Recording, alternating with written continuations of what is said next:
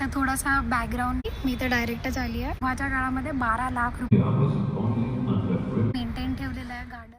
तर आज आपण पुण्यातलं एक ऐतिहासिक असं स्थळ बघायला जाणार आहोत, आगा खान पॅलेस. जर तुम्हाला माहित असेल तर ते रामवाडी मेट्रो स्टेशन पासून जवळ आहे. तर चला रामवाडी मेट्रो स्टेशनला जाऊ आणि तिथून आपण आगा खान पॅलेसला जाऊ.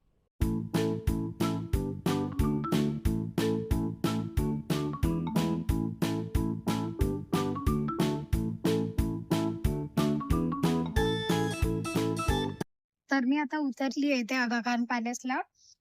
तुम्ही डायरेक्ट पुणे स्टेशनवरून ऑटो वगैरे करून येऊ शकता किंवा मेट्रोनी रामवाडी स्टेशनला उतरा आणि तिथून बाय वॉकिंगच आहे 10-15 मिनिट्स. किंवा तुम्ही ऑटो करा डायरेक्टली. मी तर डायरेक्टच आली आहे. आणि मेन गोष्ट म्हणजे इथे तुम्हाला तिकीट काढावं लागेल. इथे एंट्री फीज आहे. तर खूप नॉमिनल चार्जेस आहेत. अडल्टसाठी ₹20 काहीतरी आहे. तिकीट काउंटरसुद्धा आहे किंवा तिथे स्कॅनर लावलेला आहे. तर तुम्ही फक्त स्कॅन करा आणि ऑनलाईन पण तिकीट बुक करू शकता. तर दाखवते आतमध्ये काय-काय आहे.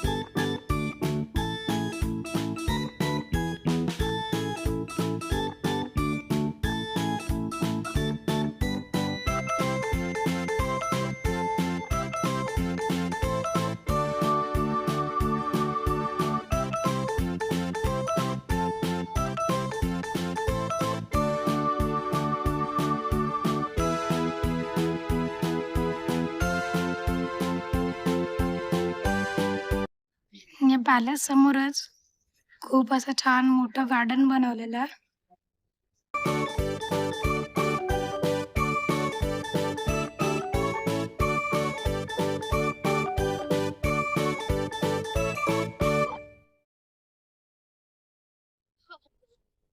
हा रस्ता सरळ समोर समाधीकडे जातो.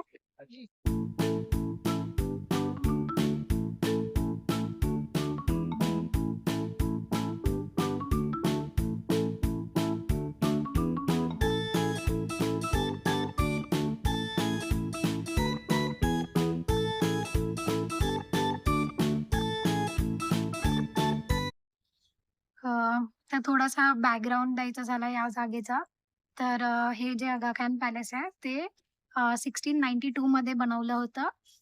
सुलतान मोहम्मद शाह आगा खान तिसरे यांनी. तर मेन पर्पज या जागेचा असा होता, की इथे जेवढे पण आजूबाजूचे गाव आहे, तिथल्या लोकांना रोजगार मिळावा.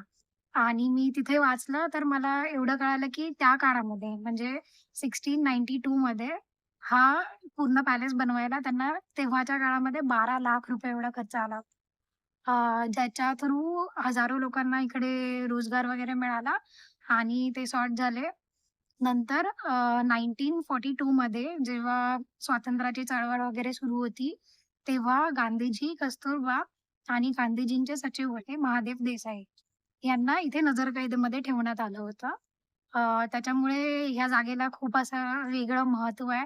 कारण गांधीजींनी इकडे 2 पेक्षा जास्त असे वर्ष अ, काढलेले आहेत. तर नक्कीच या जागेला एक ऐतिहासिक असं महत्त्व आहे. त्यांनी खूप छान मेंटेन ठेवलेलं आहे गार्डन वगैरे किंवा आतलं जे पण वस्तू आहेत, खूप छान ठेवलेल्या आहेत. तुम्ही व्हिजिट करा फॅमिलीसोबत आणि एन्जॉय.